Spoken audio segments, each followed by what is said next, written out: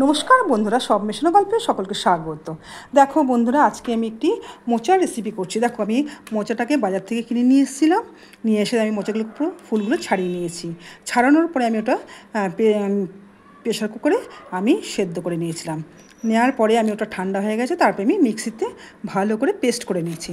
Paste করার পরে দেখো, আমি ওর মধ্যে আমি কিছু দিইনি। হ্যাঁ, তারপরে দেখো আমি এখন কি করেছি, ওই যে পেস্টটা যে ছিল তার মধ্যে রসুন আর কুচি কুচি করে রসুন বেটে নিয়েছিলাম, আর কাঁচা লঙ্কা, লবণ আর হলুদ দিয়ে এইভাবে আমি রেখেছি ব্যাটারটাকে। দেখো, এখন আমি এগুলোকে ভাজবো। এই দেখো বন্ধুরা, আমি এইভাবেই বড়াগুলোকে ভেজে নিচ্ছি। হ্যাঁ, কিন্তু গ্যাসটা একদিন তোমরা ছোটো করে দেবে। যখন বড়াগুলো ভাজবে তখন গ্যাসটাকে একদিন ছোটো করে দেবে। দেখো, এইভাবে আমি বড়াগুলো ভেজে নেব। দেখো বন্ধুরা, আমি এবার তরকারিটা বসাচ্ছি। এই লঙ্কাটা দিয়ে দিলাম, শুকনো লঙ্কা দিলাম, আর একটু পাঁচফোড়ন দিয়ে দিলাম, আর একটা আমি পেস্ট করে রেখেছিলাম। হ্যাঁ, আদা, রসুন, কাঁচা লঙ্কা, গোলমরিচ দিয়ে পেস্ট করে রেখেছিলাম।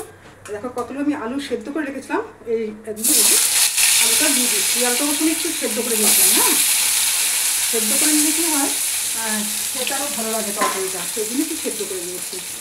আচ্ছা দেখো, আমি এর মধ্যে আমি টমেটো কেটে রেখেছিলাম, কাঁচা লঙ্কা কিছু কেটে রেখেছিলাম। এই মোচার রেসিপিটা সত্যি খুব নতুন ধরনের একটা রান্না।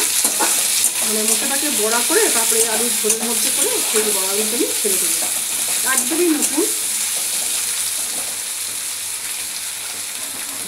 ভাজা আমার চলছে, তার মধ্যে আমি লবণ দিয়ে দিচ্ছি,